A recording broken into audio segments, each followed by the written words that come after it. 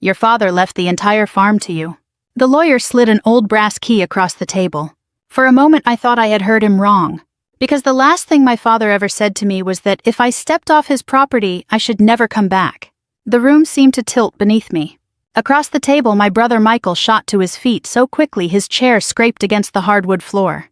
"That's impossible," he snapped. "Dad hated her." The lawyer didn't blink. He left very specific instructions.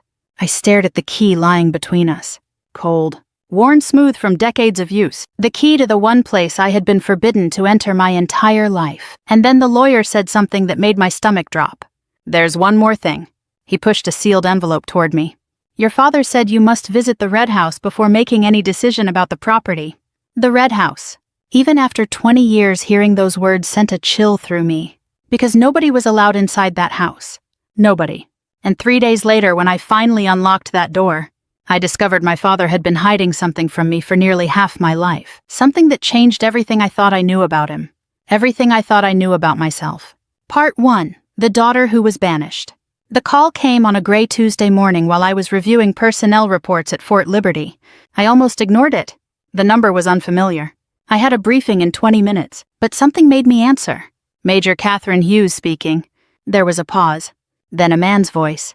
"Major Hughes, this is Samuel Carter." The name meant nothing at first. Then he added, "I was your father's attorney." My chest tightened. I hadn't heard anyone refer to Robert Hughes as my father in years. Not out loud. Not directly to me. The silence stretched. Finally he spoke again. "I'm sorry to inform you that your father passed away yesterday evening." I sat perfectly still. The office around me continued moving. Phones rang. Printers hummed. Soldiers walked past my door. But for a few seconds it felt as if the world had stepped away and left me alone. My father was dead. The strange thing wasn't grief. It was confusion. Because how do you mourn someone who erased you from his life 20 years ago? I thanked the attorney, took down the details, ended the call, then sat staring at the wall. I should have felt anger. Maybe relief. Instead I felt hollow, as if a door I had spent 2 decades refusing to open had suddenly slammed shut forever. A framed photograph sat on my desk. My 12-year-old daughter, Emily, grinning with missing front teeth. Beside her stood my husband, David. A good man. A patient man. The kind of man who understood there were parts of my past I didn't discuss. He found me sitting there later that evening. "You okay?" I looked up. My father died. His expression softened immediately. "Oh, Katie."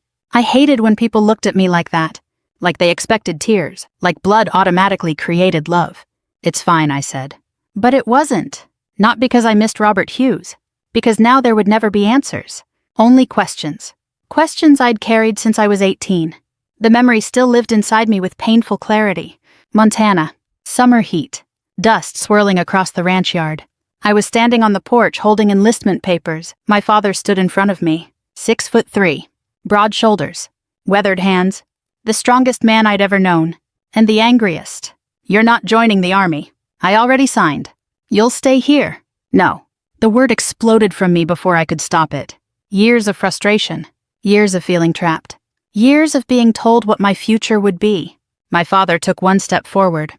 "You belong here." "No, Dad, I don't." His jaw tightened. "You walk away from this family, don't come back." I remember the look in his eyes. Not sadness. Not disappointment. Rage. Pure rage. Or at least that's what I thought at the time. I picked up my duffel bag, walked toward the waiting bus, and then he said the words that followed me for the next 20 years. "If you leave this farm, Catherine, you're no longer my daughter." I never looked back. 3 days later, I was in basic training. A year later, I was deployed overseas. And from that moment on, Robert Hughes vanished from my life. No birthday calls. No Christmas cards. No congratulations when I earned officer rank. Nothing. The message was clear. I had chosen the army. He had chosen to forget me. 3 days after the phone call, I flew home to Montana. The town looked smaller than I remembered. The mountains seemed lower. The roads narrower. Time had a way of shrinking places. The church was packed for the funeral. Farmers, neighbors, old family friends, people who had known me as a child. The moment I walked inside, conversations slowed. Heads turned. Some recognized me immediately. Others took a second. Then the whispers started. "Catherine. She actually came. After all these years." I kept my shoulders straight. Military posture. Armor I'd learned to wear long ago. At the front sat my brother Michael, 2 years older than me, golden child, future heir, the son who stayed. He glanced at me once, then looked away. No smile, no greeting, no welcome. After the service, people gathered outside beneath the bright Montana sky. Michael finally approached me. "You didn't have to come." I met his eyes. He was still my father. His laugh was short and bitter, not according to him. The words landed harder than I expected, because part of me still feared they were true. Later that afternoon, Samuel Carter asked both of us to meet him at his office. The building smelled like old paper and coffee. Michael sat across from me, impatient and irritated. The attorney opened a folder. Robert Hughes left a detailed estate plan. Michael nodded confidently. Of course he did. Everyone assumed the farm belonged to him, including me. Samuel adjusted his glasses, then read a single sentence. "The Hughes Ranch, including all land structures, livestock assets, and mineral rights, shall pass exclusively to my daughter Catherine Hughes." Silence. Absolute silence. Michael stared. I stared. Even Samuel seemed uncomfortable. Then Michael exploded. "What?" The attorney calmly repeated the statement. Michael's face turned red. "This is a mistake." "It is not. Dad would have never done that." Samuel opened another folder. The will was updated repeatedly over the last 15 years. Michael looked like he'd been punched. I couldn't blame him. I felt exactly the same. Then Samuel reached into a drawer. He removed an old brass key and a sealed envelope. He placed them directly in front of me. "Your father instructed me to give you these." I stared at the envelope. My name was written across the front, in my father's handwriting. The same handwriting I hadn't seen in 20 years. My throat tightened. "What is this?" Samuel folded his hands. "Instructions." I opened the envelope carefully. Inside was a single sheet of paper. Only one paragraph. One final message from the man who had spent 2 decades pretending I didn't exist. And the last sentence made my pulse stop. "Before deciding the future of the ranch, you must enter the red house north of the eastern pasture. Only then will you understand." I looked up. "The red house." Samuel nodded. "Yes." A chill ran down my spine. Because no one had ever been allowed inside. Not me. Not Michael. Not anyone. And judging by the expression on Samuel Carter's face, whatever waited inside that house was the reason my father had left everything to me. I spent that night in a guest room above the old ranch office. Technically, it was my ranch now. The thought felt absurd. I lay awake staring at the ceiling long after midnight, listening to the familiar sounds I hadn't heard since I was a teenager. The distant creak of wooden beams. Wind brushing against the windows. The occasional low call of cattle somewhere beyond the darkness. Nothing had changed. And yet everything had. My father's funeral had ended less than 12 hours earlier. His will had detonated like a grenade inside the family. Michael barely spoke to me after leaving the attorney's office. When he did, every word sounded forced. Controlled. Dangerously controlled. I understood why. For 20 years, everyone, including Michael, had believed the ranch would belong to him. Now suddenly it belonged to the daughter who had supposedly been disowned. The daughter who had left. The daughter their father had spent decades pretending didn't exist. At least that was the story we'd all believed. I turned over and looked at the brass key sitting on the nightstand. Moonlight reflected off its worn surface. The red house. Even now the words stirred something uncomfortable inside me. Growing up, the house had always been there. A small red structure near the northern edge of the property. Not large. Not impressive. But somehow more mysterious than any building on the ranch. Whenever I asked about it, my father would shut down immediately. "Stay away from it." That was all he'd say. No explanation. No discussion. Just a command. And on our ranch, Robert Hughes's commands weren't suggestions. They were law. As children, Michael and I used to invent stories about what was inside.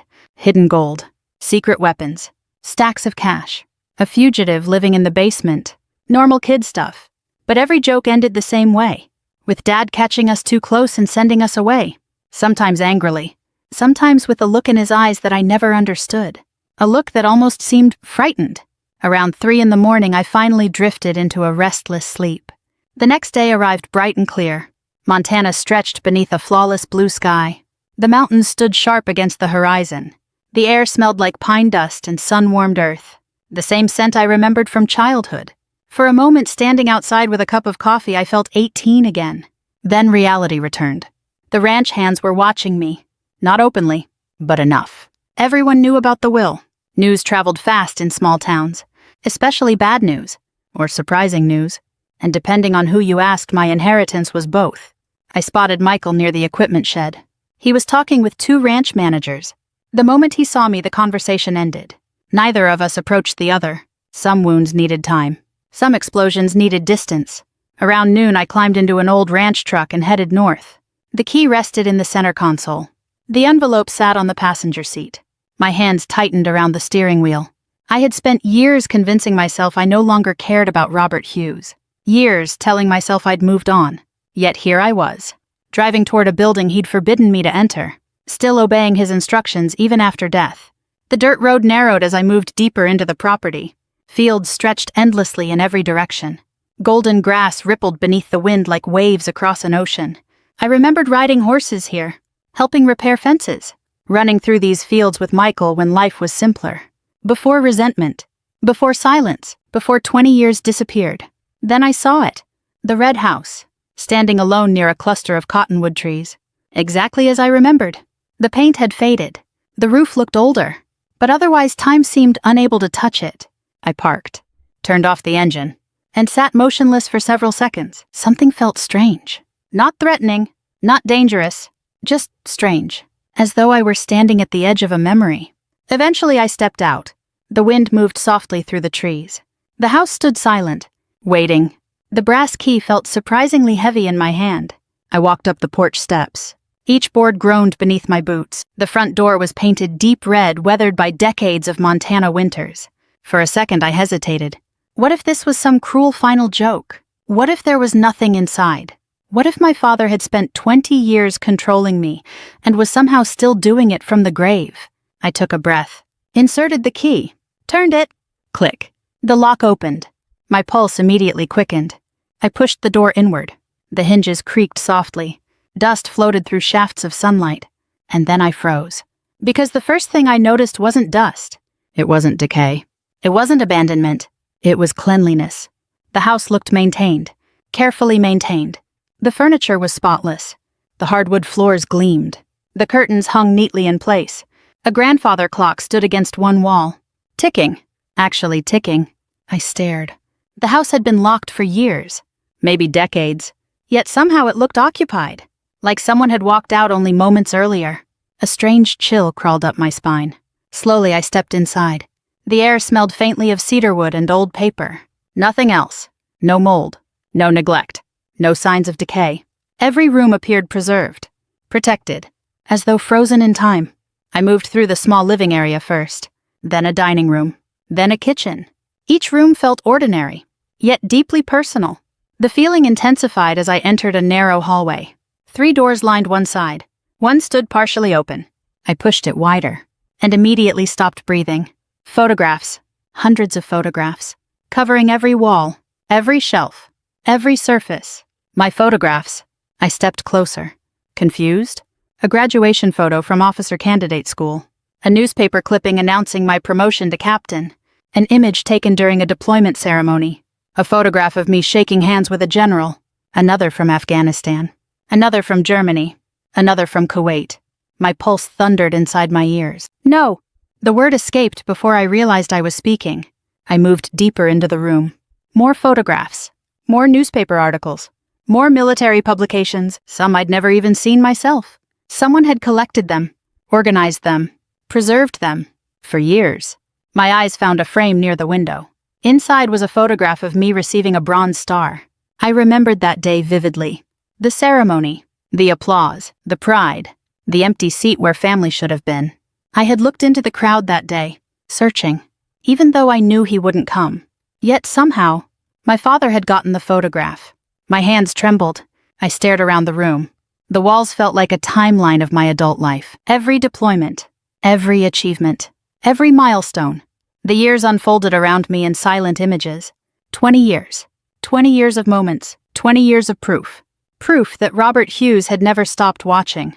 Never stopped following my life. Never stopped caring.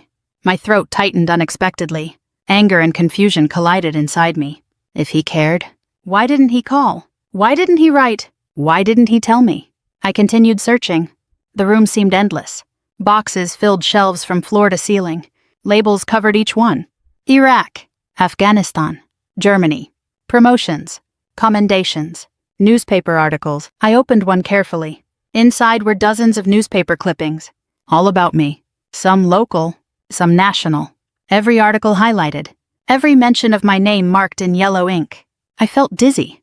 The man who supposedly erased me had spent decades collecting evidence of my life. Then I noticed another door, half hidden behind a bookshelf.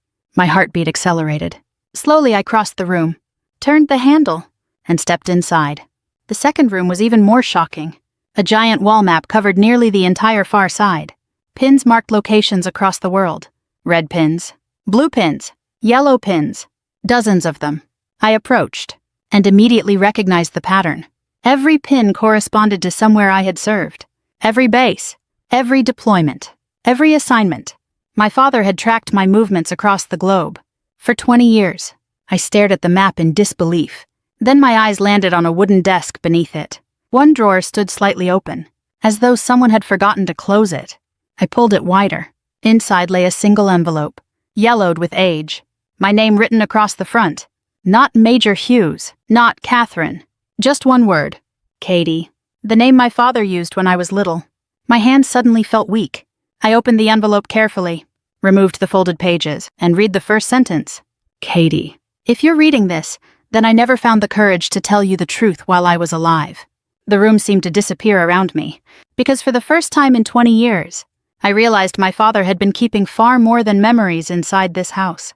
He had been hiding a secret, and whatever truth waited inside those pages was about to destroy everything I believed about the day he threw me out. For several seconds I simply stood there holding the letter. The room around me seemed unnaturally quiet. The ticking clock in the other room faded. The wind outside disappeared. Even my own breathing felt distant. 20 years. 20 years of anger. 20 years of unanswered questions.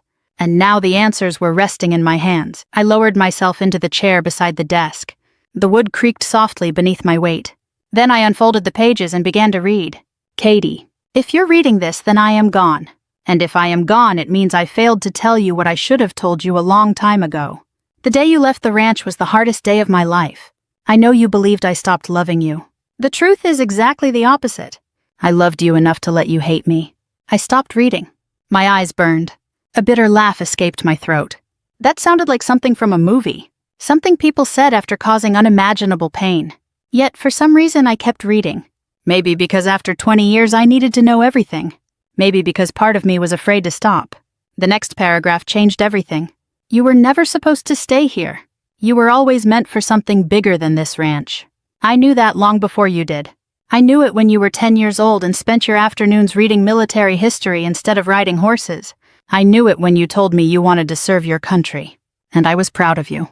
More proud than I ever said. I closed my eyes. Proud. The word felt foreign. For years I had convinced myself my father viewed my military career as a betrayal. Now I wasn't sure what to believe. I continued reading. Then the letter took a darker turn. A truth I never expected. Years before you enlisted, a problem from my past came back. A problem I thought had died long ago. But it didn't. It found me again. And it found you. My pulse quickened. I sat forward. Suddenly every sentence mattered. When I was younger, your grandfather borrowed money from dangerous people. The debt disappeared on paper. But debts like that never truly disappear. Not for men like them. Not for families like ours. I frowned. My grandfather had died when I was a child. I remembered almost nothing about him. The letter continued. A few months before your enlistment, I received a visit. 2 men. They knew everything about you. Your schedule. Your school. Your plans. They made it clear that if I didn't cooperate with them, they could reach you. My stomach tightened. The room suddenly felt smaller. I kept reading. At first I thought they were bluffing. Then they mailed me photographs. Pictures of you. Pictures they should never have been able to take. That was the moment I realized the threat was real. I stared at the page. A cold sensation spread through my chest. The military teaches you how to recognize danger, how to identify patterns, how to spot warning signs. And what I was reading felt disturbingly real. Not dramatic, not exaggerated. Real. My father's handwriting remained steady throughout the next paragraph, almost painfully calm. I contacted federal authorities. The investigation lasted months. They advised me that the safest option was distance. Real distance. The less connected you appeared to me, the less value you had as leverage. I stopped breathing. My eyes raced across the words. I wanted it to be false. I wanted it to be some elaborate justification. Instead, every sentence felt horrifyingly plausible. Then I reached the line that shattered me. So I became the villain. I made sure everyone believed I had rejected you. Including you. Especially you. Because if you knew the truth, you would never have left me behind. And leaving was the only way I knew to keep you safe. The page blurred. I lowered it slowly. My hands were shaking. I stared across the room at hundreds of photographs. 20 years of evidence. 20 years of silent watching. 20 years of hidden pride. For the first time since entering the house, a possibility entered my mind. What if he wasn't lying? What if the man I spent half my life hating had sacrificed our relationship for reasons I never understood? I hated the thought. Because if it was true, then everything hurt even more. I stood and walked to one of the filing cabinets. There were dozens of drawers, each carefully labeled. One drawer carried a simple tag. Documents. I pulled it open. Inside sat folders arranged in chronological order. Government correspondence, legal records, investigation summaries, names I recognized, agencies I recognized. The deeper I looked, the harder it became to dismiss the story. Some records were heavily redacted. Others weren't. But together they painted a picture that matched the letter. An investigation, surveillance, threat assessments, recommendations, warnings. For nearly an hour I stood there reading. Every page chipped away at 20 years of certainty. By the time I finished, my head hurt. I sat down again, exhausted, emotionally drained, and completely lost. Because there was one problem. Even if everything was true, even if every word in the letter was accurate, he still chose not to tell me. 20 years, 20 birthdays, 20 Christmas mornings, 20 years of silence. No explanation erased that. No secret made that easy. A sudden noise startled me. A truck door slamming outside. I looked through the window. Michael. He climbed out of his pickup and headed toward the house. His expression was already angry. A few moments later, the front door opened. His boots crossed the floor. Then he appeared in the doorway. For a second, he froze, just as I had. His eyes swept across the photographs covering the walls. The newspaper articles. The military memorabilia. The countless reminders of my life. "What is all this?" he asked quietly. I handed him one of the photo albums. He opened it. Turned several pages. His face gradually lost color. "Dad did this?" I nodded. Neither of us spoke for several seconds. Then I handed him the letter. He read. And read. And read. When he finally looked up, anger replaced shock. "No. What? No." He tossed the letter onto the desk. "This is ridiculous." I stared at him. "Michael." "No." His voice rose. "He abandoned you. He might have been trying to protect me. Or he was trying to ease his conscience." The words hit harder than I expected, because part of me had already considered the same possibility. Michael paced across the room. "This doesn't make sense." "It might." "No." He pointed toward the photographs. "If he loved you so much, why didn't he pick up a phone?" I had no answer. Because that question haunted me too. Michael shook his head. "This is guilt, that's all it is." "Maybe. Or maybe he realized he made a mistake and couldn't admit it." I looked away. Neither explanation felt satisfying. Neither explanation healed anything. The truth, whatever it was, remained buried somewhere beneath decades of silence. Then another voice interrupted us. "There's more." We both turned. Samuel Carter stood in the doorway. I hadn't even heard him arrive. The attorney looked older than he had at the funeral. Tired, like a man carrying a burden for far too long. Michael folded his arms. "What do you mean more?" Samuel stepped into the room. His gaze moved briefly across the walls, then settled on me. "Your father instructed me not to reveal everything unless you found this house." My heartbeat immediately accelerated. The attorney reached into the leather briefcase hanging from his shoulder. Then he removed a small wooden box. Old, weathered, locked. He carried it to the desk and placed it in front of me. Neither Michael nor I spoke. Samuel rested one hand on the lid, and when he finally spoke, his voice sounded unusually serious. "Catherine." He paused. "As difficult as this letter may have been to read, it isn't the biggest secret your father left behind." The room went silent. I stared at the box, then at Samuel, and for the first time since opening the door to the Red House, I realized the truth wasn't waiting at the end of this journey. It was only beginning. For a long moment, nobody touched the box. It sat in the center of the desk like a living thing. Small, ordinary, yet somehow heavier than everything else we'd discovered that day. The photographs, the letters, The files. The decades of secrets. All of it seemed to point toward this moment. Samuel slid a key across the desk. Not the brass key from the Red House. A different one. Smaller. Darker. Older. "Your father gave me this 6 years ago," he said quietly. Michael let out a frustrated breath. How many secrets did he have? Samuel didn't answer. Maybe because he didn't know. Or maybe because he did. I picked up the key. My fingers felt strangely numb. The lock opened with a soft click. Then I lifted the lid. Inside was a folded map. Nothing else. No money. No documents. No explanation. Just a map. Michael frowned. "That's it." I unfolded it carefully. Immediately I recognized the ranch boundaries. The western pasture. The creek. The north fence line. The livestock fields. Every acre was marked in precise detail. Then I noticed a red circle near the far northeastern section of the property, a place rarely visited anymore. An abandoned equipment barn. Beside the circle, my father's handwriting appeared. "For Catherine. The final truth is here." A silence settled over the room. I looked up. Samuel gave a slow nod. "That's where he wanted you to go next." Michael rubbed his face. "This is insane." But even he sounded less angry now. More confused than anything else. Because regardless of how we felt about our father, one fact had become impossible to ignore. Nothing about this was random. Every step had been planned. Every discovery intentional. As though Robert Hughes had built an enormous trail for us to follow after his death. And somehow we'd reached the final stage. An hour later, Michael and I were driving across the ranch together. The atmosphere inside the truck felt strange. Not friendly. Not hostile. Just uncertain. 20 years earlier, we'd been siblings. Now we were practically strangers. The only thing connecting us was a dead man and a mountain of unanswered questions. The old barn appeared on the horizon shortly before sunset. I hadn't visited it since high school. The structure leaned slightly to one side. Weathered wood covered its exterior. The roof sagged in several places. Tall grass surrounded the building. Nothing about it looked important.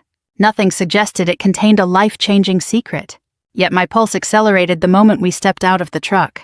The evening wind moved through the fields. Somewhere in the distance, cattle called out. The mountains glowed orange beneath the setting sun. For a second, the entire ranch looked beautiful, peaceful, the way my father always saw it. Then Michael pulled open the barn door. The hinges screamed. Dust drifted through the air. Inside stood old machinery, broken equipment, rusting tools. Exactly what we'd expected. Nothing more. Michael laughed bitterly. Fantastic. I looked around. There had to be something else. My father wouldn't send us here for a pile of junk. I unfolded the map again, studied it carefully, then noticed something. The red circle wasn't centered on the barn. It was slightly behind it, near the rear wall. I walked deeper inside, past a tractor, past old feed containers, past stacks of lumber. Then I stopped. The ground looked different, subtle, but different. The concrete floor changed color near the back corner, almost as if a section had been replaced. "Michael." He joined me. "What?" I pointed downward. We knelt, brushed away dirt, and suddenly saw it. A metal ring embedded in the floor. My heart began pounding. Michael grabbed the ring. Pulled. Nothing. Together we pulled harder. The concrete section lifted upward. A hidden hatch. Neither of us spoke. We simply stared. Then Michael switched on a flashlight. A narrow staircase disappeared into darkness below. For the first time all day, genuine fear touched me. Not because I expected danger. Because I knew something important waited down there. Something my father had spent years protecting. Slowly we descended. The air felt cool, dry, still. The stairs ended after about 20 feet. Michael swept the flashlight across the darkness. Then both of us froze. The underground room wasn't a bunker. It wasn't a vault. And it certainly wasn't filled with money. It was something far more unexpected. A museum. My father's museum. The flashlight revealed shelves stretching across every wall.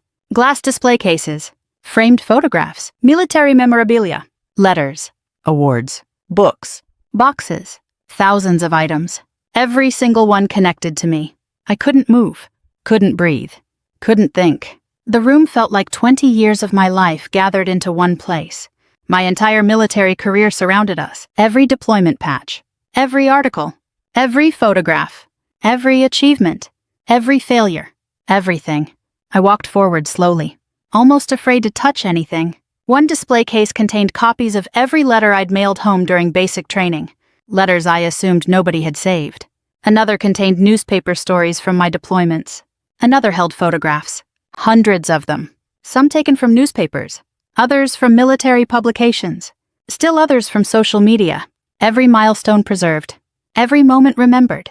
The deeper I walked, the harder it became to see clearly, because tears kept blurring my vision. My father hadn't forgotten me, not for a single day. A lump formed in my throat. I stopped beside a wooden shelf. There carefully arranged sat birthday cards, 20 of them, one for every year we'd spent apart. None had been mailed, none had been opened. Each envelope carried my name. My fingers brushed the first one, then the second, then the third. I couldn't bring myself to open them. Not yet. The pain felt too large, too complicated. Nearby stood a worn leather chair facing an old television. I stared at it, confused. Samuel's voice echoed from behind us. I hadn't realized he'd followed us down. "Your father spent most evenings here." I turned. The attorney stood quietly near the stairs. He looked emotional, more emotional than I'd ever seen him. "He watched military news every night," Samuel continued. "If a story involved one of your units, he recorded it." I looked back at the chair. Suddenly I could see him there, alone. Older every year, watching television, searching for glimpses of a daughter he couldn't speak to. The image hit me harder than anything else. Harder than the photographs.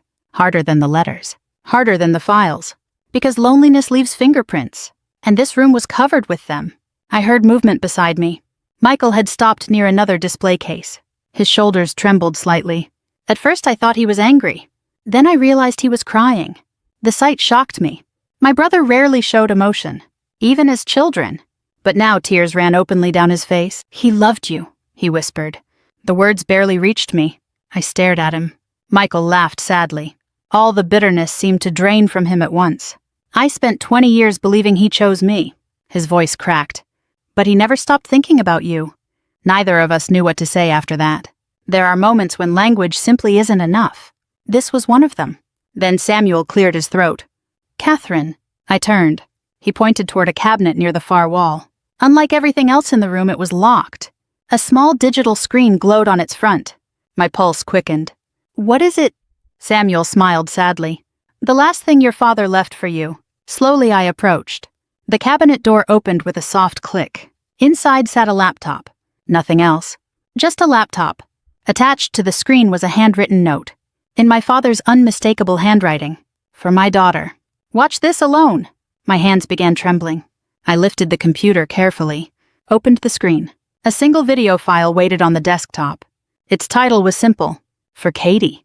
I stared at it, unable to move, unable to breathe, because somehow I already knew. Whatever was inside that video would be the final piece, the final truth, the final conversation, and perhaps the final chance for a father to tell his daughter everything he never found the courage to say while he was alive. I waited until after midnight to watch the video, not because I was busy, not because I was tired, because I was afraid. For 2 decades I'd carried a version of my father inside my head. A hard man, a stubborn man, a man who chose his pride over his daughter. That version had been cracking apart since I opened the door to the red house. And now, sitting alone in the underground room he'd built beneath the ranch, I suspected it was about to disappear completely. The leather chair creaked softly as I sat down. The same chair Samuel said my father had occupied night after night. The laptop rested on the desk in front of me. The glow from the screen illuminated the darkness. Outside the underground room, the ranch slept beneath a Montana sky filled with stars. Inside, my hands shook as I clicked the file. The screen turned black. Then an image appeared. My father, older than I remembered. Much older. His hair had gone almost completely gray. The deep lines in his face looked carved rather than aged. For several seconds, he simply stared into the camera, not speaking, not moving, as though gathering courage. Then he smiled. And the smile nearly broke me, because it wasn't the smile of the man who threw me out. It was the smile of the father who taught me how to ride a horse. The father who carried me on his shoulders when I was little. The father I'd lost long before he died. "Hi, Katie." His voice filled the room. My throat tightened instantly. "I've recorded this message about 12 times. He laughed softly. "Maybe 13. I found myself laughing through tears. That sounded exactly like him, even after everything. Every version sounded wrong." His eyes lowered briefly. "So I'm going to tell the truth instead." The smile faded. A long silence followed. Then he spoke the words I had waited 20 years to hear. "I'm sorry." I closed my eyes. The room blurred, not because the words erased anything, because they didn't. 20 years of pain doesn't disappear with two simple words. But they mattered. God, they mattered. I should have found another way. His voice trembled slightly. I told myself I was protecting you. Another pause. Maybe I was. He looked away from the camera. But I was also scared. The admission surprised me. My father had never admitted fear. Not once in his life. Yet here it was. Raw and unfiltered. I was scared I'd lose you. A sad smile appeared. And in trying not to lose you, I lost you anyway. The words hit with devastating force. Because they were true. For both of us. He leaned forward slightly. If you're watching this, then you've already seen the red house. I nodded unconsciously, as though he could somehow still see me. You've seen all the photographs. His eyes filled with tears. I never missed a newspaper article. I swallowed hard. I never missed a promotion. His voice cracked. I never stopped being proud of you. The room went completely silent except for the sound of my own breathing. 20 years. 20 years of wondering whether I had disappointed him, whether he was ashamed of me, whether joining the army had cost me my family. And all along he'd been collecting every achievement like treasure. My father wiped his eyes, then continued. There were days I wanted to call. His gaze lowered. More days than I can count. A painful smile touched his face. I'd pick up the phone. He laughed quietly. Then I'd put it back down. Another pause. I kept telling myself I'd explain everything tomorrow. The sadness in his voice felt almost unbearable. Then tomorrow became another year. And another. And another. Until there was no time left. For a moment neither of us spoke. One alive. One gone. Separated by a screen and 20 years of silence. Then he reached beside him and lifted a folder. I didn't leave you the ranch because I felt guilty. The statement surprised me. I left it to you because you're the only one who understands service. He held up several documents. The ranch isn't the real inheritance. My pulse quickened. What is, I whispered, as though he might answer. The real inheritance is what comes next. The video shifted. Several images appeared on screen.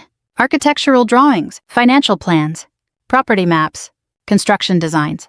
I stared in confusion. Then understanding slowly began to form. My father had spent years developing a project. A massive project. The ranch would remain operational, but large sections would be transformed into something entirely new. Housing for veterans, support services, mental health programs, scholarships for military families, emergency assistance for wounded service members.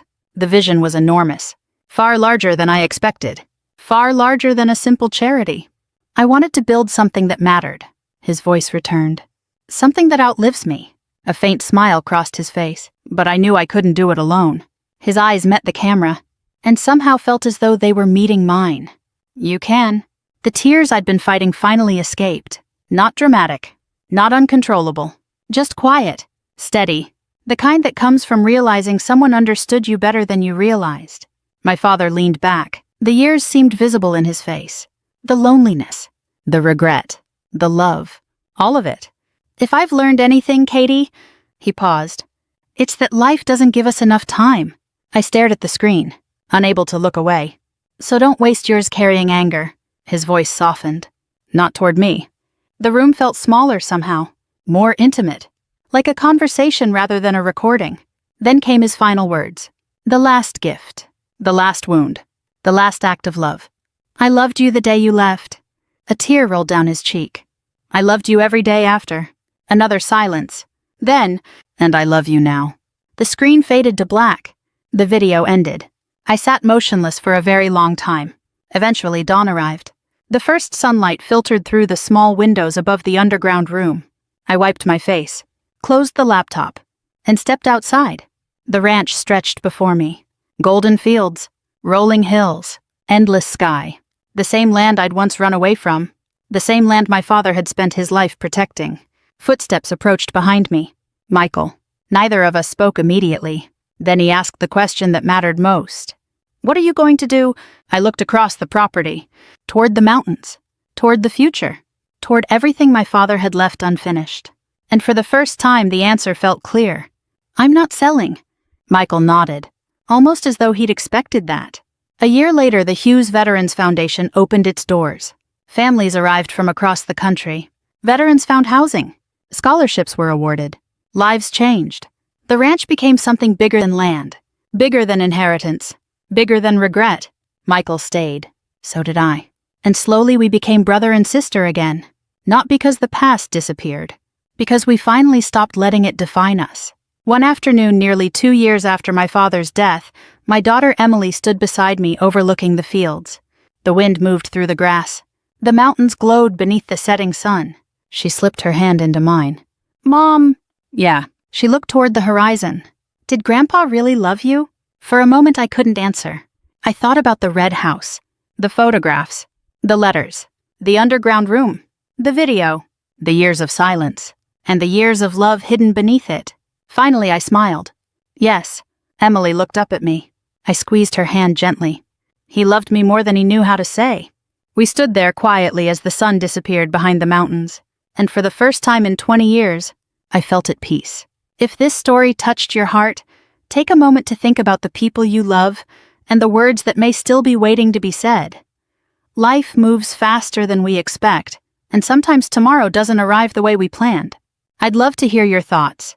Have you ever discovered a family secret that changed everything you believed? Leave a comment below and let us know where you're watching from. And if you enjoy powerful stories about family resilience, justice, and second chances, be sure to subscribe and join us.